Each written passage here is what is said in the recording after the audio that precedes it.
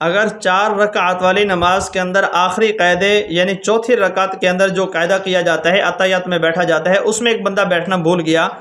اتحیات میں چوتھی رکعت میں بیٹھنا تھا، وہ بھول کے کھڑا ہو گیا، اس نے سوچا کہ یہ میری چوتھی رکعت ہوگی جس کے لیے میں کھڑا ہو رہا ہوں۔ اب جب کھڑا ہو گیا تو پھر اس کو یاد آ گیا کہ بھئی میری چوتھی رکعت تو وہی تھی جس میں مجھے بیٹھنا تھا یا میں بیٹھ چکا تھا،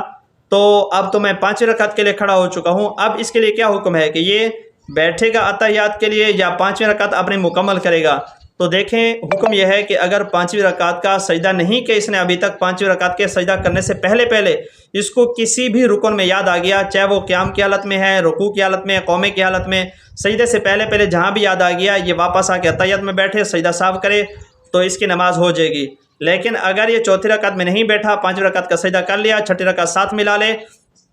تو پھر سجدہ صاف بھی کرے تب بھی اس کے فرض نہیں ہوں گے، یہ سب نفل ہوں گے، فرض دوبارہ یہ پڑھے گا۔